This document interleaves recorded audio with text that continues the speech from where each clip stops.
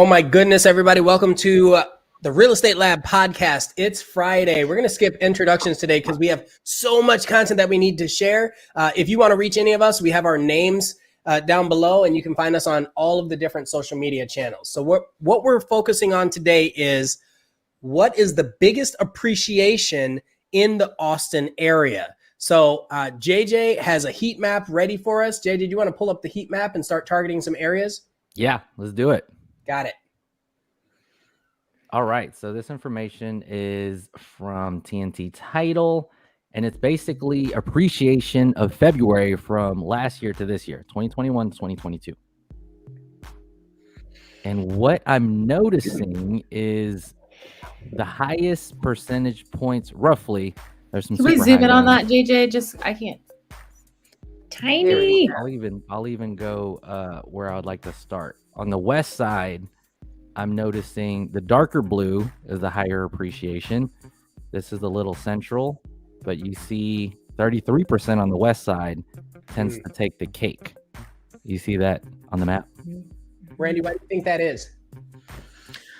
So I'm just trying to make sure I'm looking at the right space too. Dripping Springs. I think Dripping Springs is really popular for a lot of reasons. There's a lot of new builds going on out there. There's a lot of activity, and so there's just more opportunity for contracts to be had, in my opinion. And then also just having some pretty great access to the lake. I think mostly my focus though for Dripping Springs is that it just had a lot of room to grow in the first place. It was such a tiny town, for the past 10 years, but in the last 5 years has gotten a serious amount of attention of really expanding out and putting in some new communities. And the one, to play devil's advocate, the one pushback I get from people who are maybe selling their homes in Austin and want to relocate somewhere that's cool. They feel like the infrastructure there, like the shopping, and it just isn't quite developed yet. You have Bee Cave, which is like 23 minutes away. And so that's a good option. And things are coming, but there's still little dirt roads with tractors that you can get stuck behind. It's not fully developed quite yet. So what's the zip code that we're focusing on? 78620? 78620. And Liberty, I'm glad you brought that up, because when I look at the map, I see these 30%. By the way, there's a south region that blows the 30% out of the water that we'll get to, but it's going to be that. It's going to be some dirt roads. It's these fringes, right? That I think for whatever reason there's more appreciation. I mean, maybe Central has had its rise. So when it comes to relative appreciation, there's a little ring around, like a concentric circle almost. So I'm pulling this up so that we can look at the actual data that showcases that heat map or validates that heat map. So 78620. For all of these, we're putting in just residential single family homes and then the zip code, okay? And so when I generate this list, what it shows is historic. So this on the far left is 2012, far right is 2022. So you can see that price rise. Now let's look at those actual numbers. So this is still that Dripping Springs. 2019, January, 485. Today, it's crazy. And there's nothing, like I looked this morning, and there are no homes for sale under 500,000 in Dripping Springs. Yeah.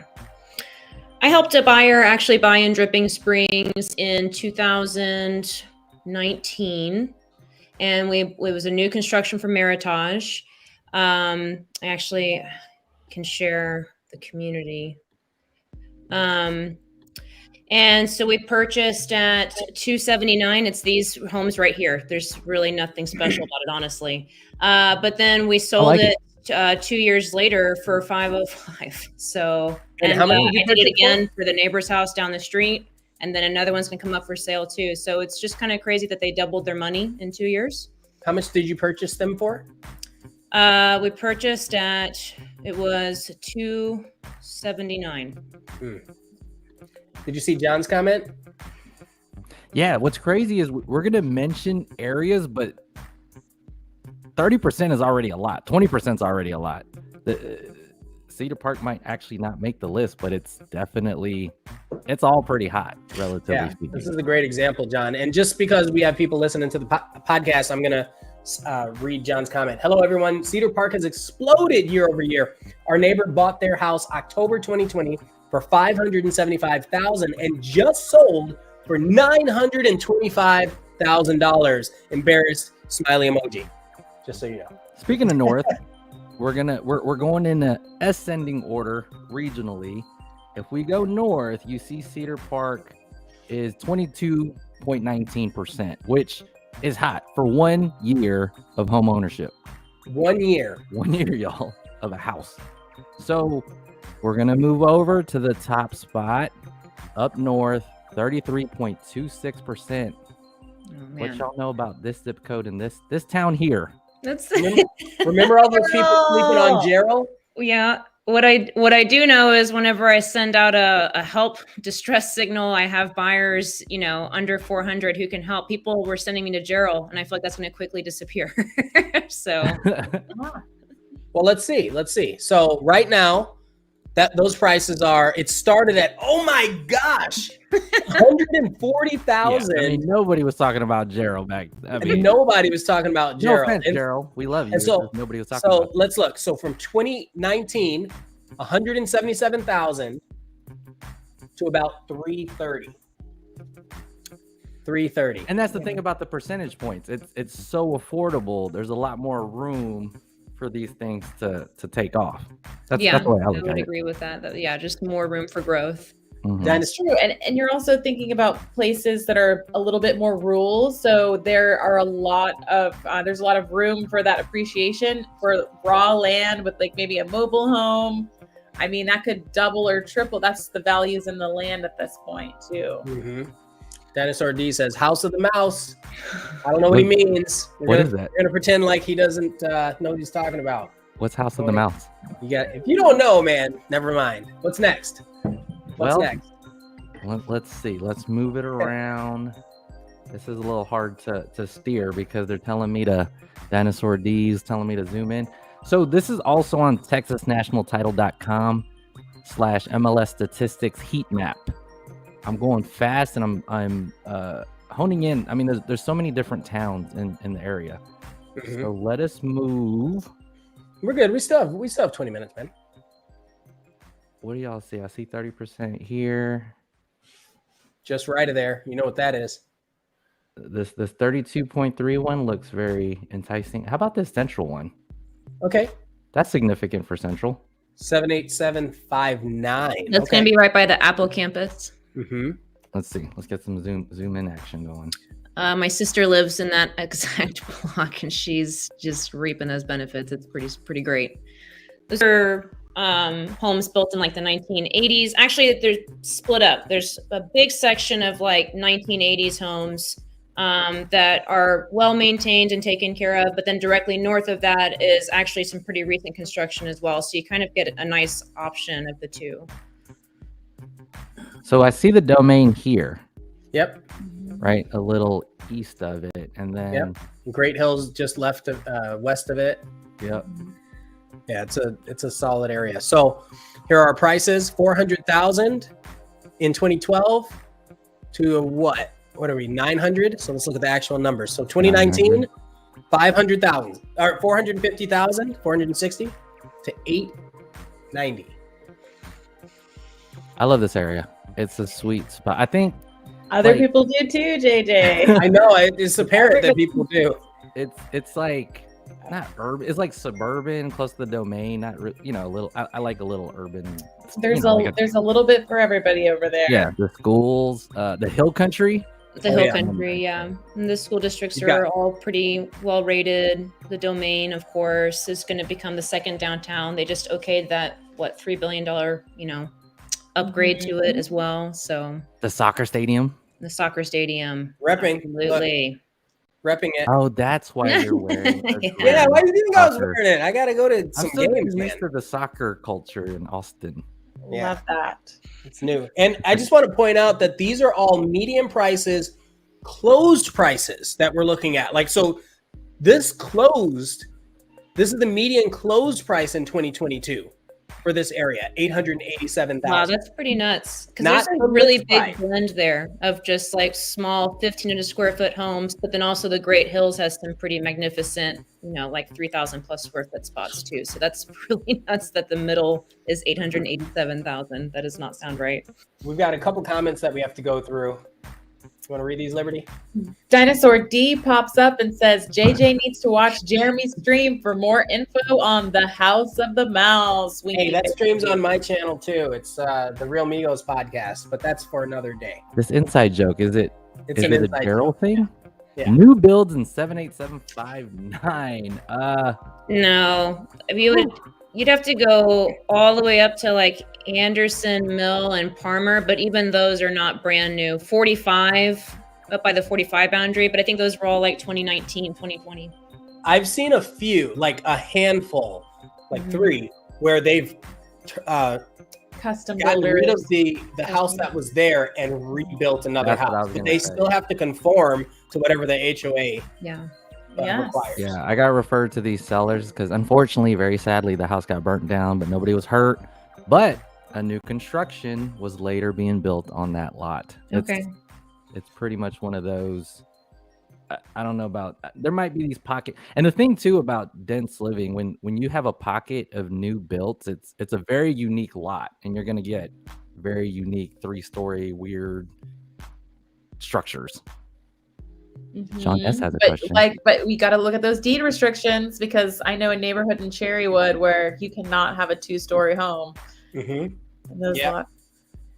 Do you want to read this, Liberty? Yeah, John S says, why do you think so many people talk about the lack of affordable housing in Austin, but the housing market in the most expensive places continue to rise and rise? Is it because of our high property tax? Brandy, what do you think about that? I'm trying to make sure I understand the question. There was a pretty interesting like Austin forecast report that came out, and somebody was talking about how the median income right now can buy you a $350,000 home. The median Austin income can buy you a $350,000 home, but the median home price in Austin is $550,000. So that's a huge affordability issue. High property taxes, I mean, certainly that's like yet to come as well. We're going to all have a nice big shock coming up in the next month or so of what that means for us. JJ, what are your thoughts? I like this Just question. Follow the money. I always think. I mean, you can't juice up a housing price unless the people can pay for it. And I have this crazy theory that tech companies are the most powerful entities in the universe. No, I'm just kidding. In the world, like as business and data collection, and just we're all connected to Google and our Samsungs and Apples and Facebooks. So there's a lot Thoughts, of Liberty? profitability there. Sounds a little bit conspiracy theory there. Maybe I think if Oh, I yeah, hear for sure. right, I but think we what? should Weird consider things have some happened. conspiracy theories, for sure. I Yes. think Oh, go on, Ian. I was going to say, I think that for me, it's because you still have jobs that are paying a lot and people have this desire to relocate. When you're talking about affordability, you're generally, and listen, I'm not backing this up with any actual data. This is what I'm seeing in the market based on the people that I'm talking to and all of the other agents that I have conversations with. It seems like the affordability is in reference to people that have been here or are trying to buy their first home, not people that are coming from other places. That's a good point. We still have that surplus of people coming from other places. That it's all about yes, that's true. Perspective, and affordable to one person is unaffordable to another. And then we're seeing those investors come in. I mean, they see these appreciation values rise so quickly and they want a piece of it, and I don't blame them. There was, I remember when COVID was happening, this was in the middle of COVID, and then we had a lot of investor attention happening during that same year. And so people started asking investors like, why do you have so much attention on us? What's going on? I want to know what you guys are thinking. And they said, we just really see similar patterns between this and Silicon Valley, 15 years ago. And so we want to make sure to get in early. So, is that going to pan out or play true? Like, only time will tell, but it certainly is starting off in that way. So depends if Elon Musk actually becomes a trillionaire by 2024. Here we go. Dinosaur D. High-tech jobs bring with them high-tech pay. Everything in the blast radius goes up. Speaking of which, let's move to the Northeast area. So we do have high-tech jobs, but the other thing about this is we're still the #1 oil-producing state in the United States. The problem is people that were in oil, many of them moved out to Houston or to Dallas, right? Austin has a heavy concentration, or did, but they were moving out to save money on their properties and to get closer to these oil fields, cheaper homes and such. You want to read Aaron's? Somebody want to read Aaron's comment? Ready. Unpopular opinion, if you are scared of taxes, you probably can't afford the house. Okay, who has a comment? Who wants to rebuttal that? Well, I do feel bad for owners that maybe didn't realize that this day would come and they would shoot up in value 60% in 2 years. People buying in now, I certainly make sure to have that be a part of my consultation of you need to be aware that this number changes and it's changing rapidly. But for the original owners that have been here 15, 20, 30 years, I do feel for them. But there's also lots of, exemptions in place to help out with that, of course. What were you going to say, Liberty? I was perusing around on the MLS on the listings this morning, and I saw a Buda listing that I hope this was a typo, Ian, but it said 4% tax rate.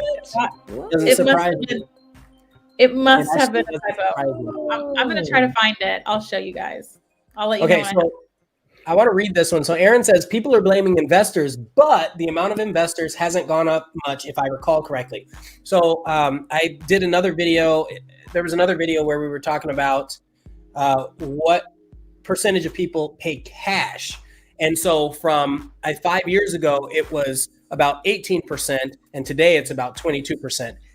Here's the thing. We're assuming that the people paying cash are investors. And I don't know that that's true. I think that people that get gift infusions from their family, or they might have another house and are relocating and using the equity from that house, maybe a bridge loan or something. So I think we have to explore that number a little more in depth, but I don't think a gray area. Actually, I would argue,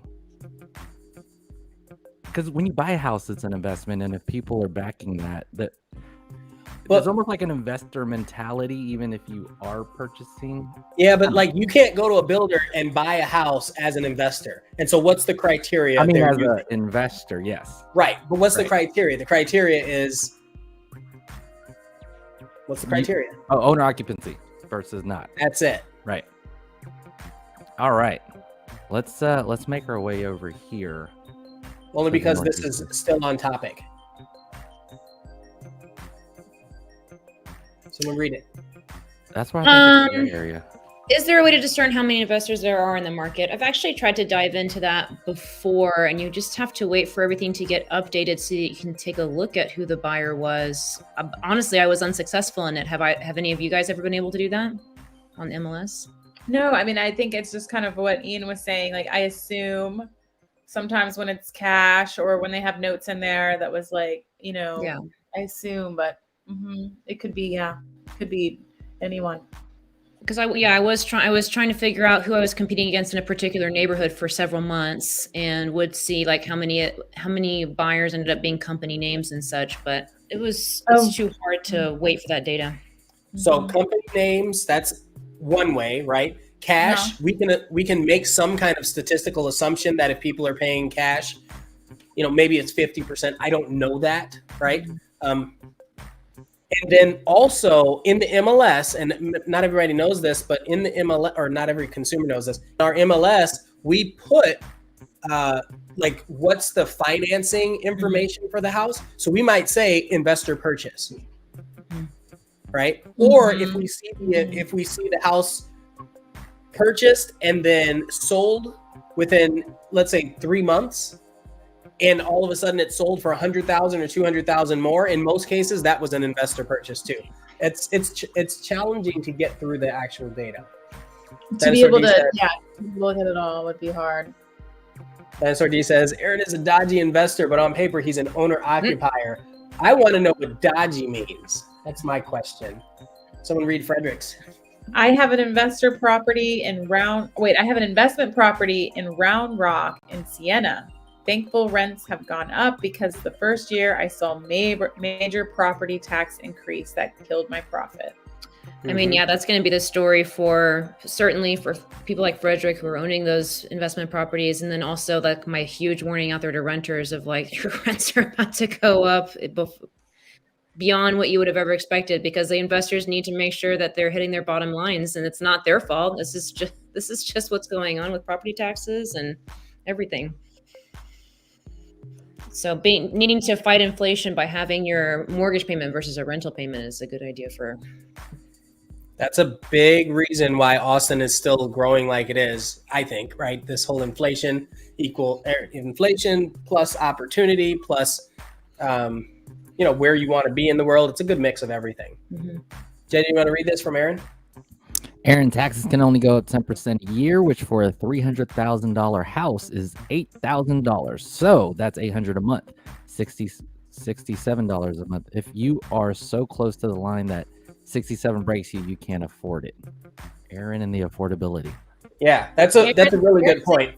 Some tough words to listen to, but listen, 67 a month, that is all your streaming services done.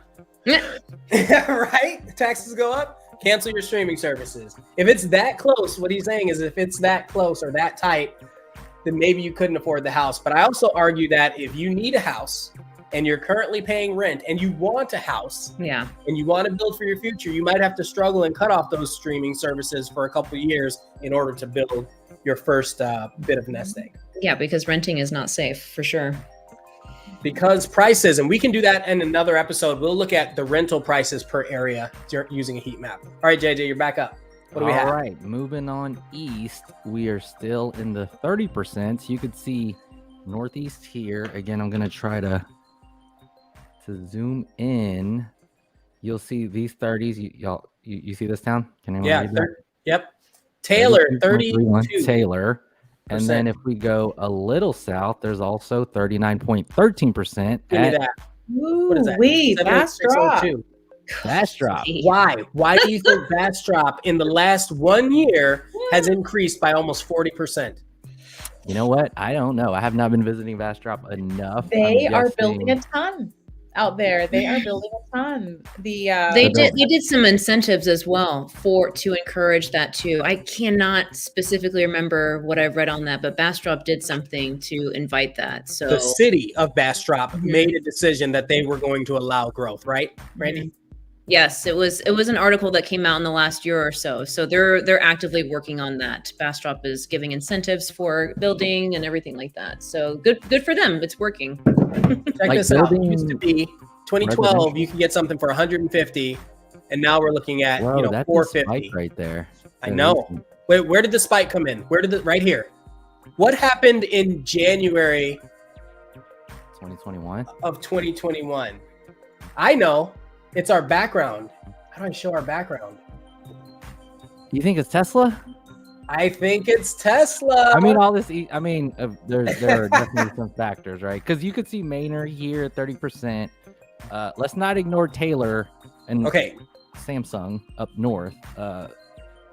Tesla's in between all this. January 2019 was 250, and today it's 460. Wow, Bastrop.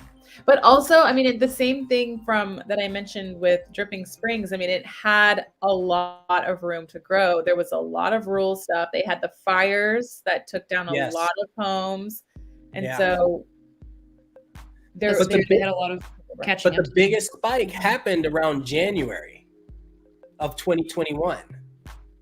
Here's my other assessment. I think that spike happened because people were looking around trying to get in places closer. And it goes back to affordability. Mm-hmm. Yeah. They're like, what can we afford in, let's say, a $350,000, $400,000 price range? And it's like, you willing to drive a little bit further? That was actually a part of that report that I mentioned earlier when they said the income gives you a $350,000 house and the nearest place is Bastrop to be able to do that. So, yeah. All right. Someone's got to read this and then someone else has to answer it. So the question, an elephant in the room, is with interest rate rises, do you guys think this will stifle year-on-year capital gains? Stifle capital gains. You mean slow down investors? Slow down appreciation this year Yeah, I because think appreciation because interest rates are rising. Will appreciation be as? Yeah, I mean, this is a question that I get a lot because of the interest rates. But capital gains don't actually happen until you're selling. Putting it in another one. Right? Or 1031. So until you're selling, capital gains don't even matter. Well, Dinosaur D, did you mean appreciation? I think Stifle appreciation. appreciation. Yeah, appreciation. Absolutely. Now, I think you're wondering if it's appreciation. Will it go down or up? Because of course it's going to be affected, but I personally think that back to the employment, I just think the employment is very, like, you're going to have to get that interest rate because you're going to have to get that house and you're going to have to work at wherever you're going to work. So what I think this year, I'll be that. I think that's a good point, JJ. I think that's a good point. And I think that with rising interest rates, we'll see some buyers fall out. If you're wanting to sell your home and you maybe have a resale concern, now would probably be the time to go ahead and get out of that home and get into the next home. Mm-hmm. But if we look historically in Austin, prices have not gone down. So I feel like we're just going to keep. There's a very resilient Austin background with the real estate charts. Yeah, the inventory is just too low. We had this perfect storm of very incredibly low inventory, and then combined with massive amounts of buyer demand because of those historically low interest rates. So having the interest rates rise is certainly going to help cool off that buyer demand, but that doesn't change this issue that we have of lack of inventory, both for resale, but also new construction not being able to build out as fast. There's just too much work to be done on the inventory supply side that I don't see appreciation stopping for several years. I agree with that. As far as just referring to appreciation, even though the interest rates rises, people still year over year need to move, right? The difference is who's moving. Right? Like people inner city, for example, if they already have a house and they started riding this train, they're still going to want to move because they have this new appreciation and may have moved here on a whim because they thought it was nice. And they were like, well, I'm going to buy a house. And now they're looking at it thinking, I don't know if I like this area as much as I like that area. I've got all this equity built up. Right? So you're still going to see that burn and churn.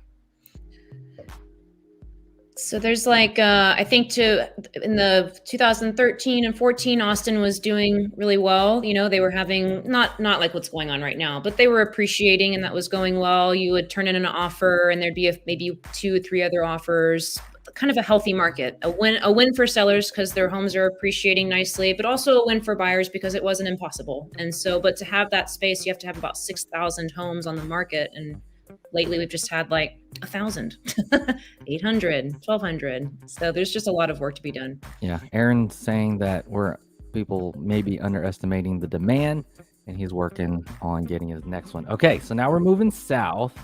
You see these 31s in San Marcos, 30% in Kyle. See that one sneaking down at the bottom in Lockhart, but creeping over here. Yes. Look at that. Do y'all see this?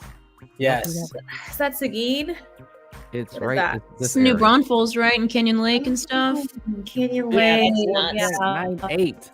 I think it's just a really underappreciated. I think it was like just not noticed for the longest time, but it's this perfect, beautiful spot meant to be a vacation town sandwiched between San Antonio and Austin. It's the perfect. My parents live there and it's full of traffic now. So definitely have to check in on making sure that you still want to cram your way in there. And it's a perfect location if you're also traveling to San Antonio, Austin. I mean, it's kind of like that gateway, between the two, which is really awesome. I like the rivers over there, like your Schlitterbahn and all that stuff. Guadalupe, yep. Aaron brings up a good point. The I-35 corridor, man, that's insane. Yes, Aaron, you are in tune with what is going on. He's on top of it. So check this out. Started. You're right. 2012, 200,000. Now it's spiking. Look at that spike. So let's look at the actual data from 2019.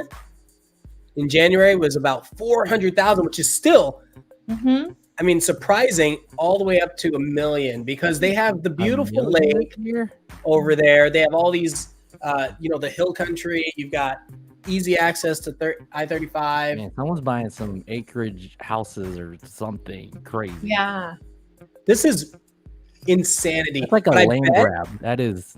It is a land grab, but remember, these are still single family residential. So I'm wondering how many new build communities were closing their sales in February last month. I think that's there also be different data for Central Texas MLS too. They're very active in that space. Yeah, look. So and Dinosaur D just said that. What the freakonomics? How did it jump from 2 times just in 1 month? And I think that's it. I think it's the amount of larger homes. So maybe there was a developer that was building 1 acre lots. Ranchettes, yes. And they were all starting to close in this point. So like a Scott Felder, for example, they probably did that and we're starting at the 800 mark. Those rural builders with all that land. Pushing it up. Yeah. And they take, Scott Felder is notorious for originally taking like almost a year to build, right? For their longevity. So I could see this happening. Now everyone's taking a year. All right. Well, we're past time. Do we have one more central that we can show, and then we gotta hop off? The percentages aren't as high, but let's do south. Let's do south, like Zilker or something. I mean, yeah, it's kind of nuts because I feel like there was that's still comment good. earlier about 925,000 for City 38. Park. That's what Central Austin homes are going for. That's nuts. The suburbs have caught up. 38.56. I'm zooming in. 78735. The southwest space. Give me some map. So while I'm looking this up, my question to you guys is: do you think it's too late for someone to get into 3.5? If they're seeking appreciation. Oh, there's not. No, it's not too late for anybody. It's not too late. I mean, there's more appreciation than other places. It's going to be if you're just going to have to consider your price point, and then it's going to be a waiting game. You're really going to have to spring on the inventory that pops out because those homes just don't have a lot of turnover. So let's look at our chart. 75 up to just some divine number. So 2019, 582.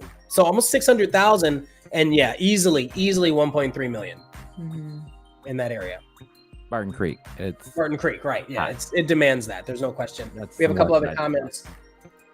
Did you see something for -11? Yeah, so just west of where we were just looking at Barton Creek, there was a negative. Oh my gosh, it's yellow. It's yellow. Get out. What is it? No. I don't think it was the drag. Oh, by the college. Oh, wait. Because that's the campus, right? That's campus. Yeah, that's mostly commercial stuff. You don't have a lot of residential. No, so go over here by the Barton Creek. Look, it's right there. Oh, I see that. 733. 733. It's B Cave, isn't it? Is that B Cave? No, it's just. You telling me people were overpricing? Right. You telling me people were overpricing? But maybe there were just no sales. I mean, I actually wonder if shot of sales. Here's my theory. I wonder if it was an open door or Zillow targeted area. Ah, that's a good point, Ian. Yeah, because they jacked up prices. Yeah. Interesting. Barton Creek. Interesting. All right, y'all. Listen, we got to do last minute or last, mentions or rounds. So, JJ, what do you think about this? What we've seen today? I'm gonna pick my favorite spot to look into by numbers. New brothels. I'm intrigued. I don't do a whole lot of rural stuff, but I know I want land at some point. Maybe now's the time to do it. So, dude, 2019 was the time to do it. Liberty, what do you think about what we've seen today? Well, I just looked up 78733, and I think it's what you said, overpricing. $5 million, and it's been sitting on the market for a little while. Oh my gosh! What? Wow. Yeah. Found the most expensive pocket there, but yes, I mean it's exciting for you investors. All homeowners are investors. So, hey, down there by New Braunfels, just east of I-35, Seguin, you can get something there that's affordable. So keep your chin up, and like Dinosaur D said, get your money into a property so that you can just watch it rise. Randy, what are your thoughts on today? Totally blown away by our last year and a half or two of real estate. This appreciation is nuts. I think it has another 1 to 2 years of going strong just like this. Any homeowner should be over the moon about it, aside from the property tax issue, which is limited, like he said. And then for buyers, you need to find creative ways for financing, homeward options, cash buying, off-market deals, so you don't have to bid and get your spot on the escalator before it takes off. Zoom out for me, JJ. I missed. Also, Randy, thank you for coming on the. Yeah, of course. Thank you for having me. I love coming on here. Zoom out a little more, JJ. Dinosaur D pointed Little out more, 78730. A little more. Yeah. I keep going. I want to see Marble Falls. This is my message of the day. I think it went. This is my Marble Falls to the left. It's Left like there. Light wrinkling. blue. Oh, Left. There. Negative 61. All I'm going to say is, if you're looking for an investment opportunity right now, boom, there it is. That's it for today, folks. Let me know what you think. Wow. Thanks for visiting or for watching the Real Estate Lab podcast, and we will see you again next week. Thank you. Bye, y'all. Bye, guys.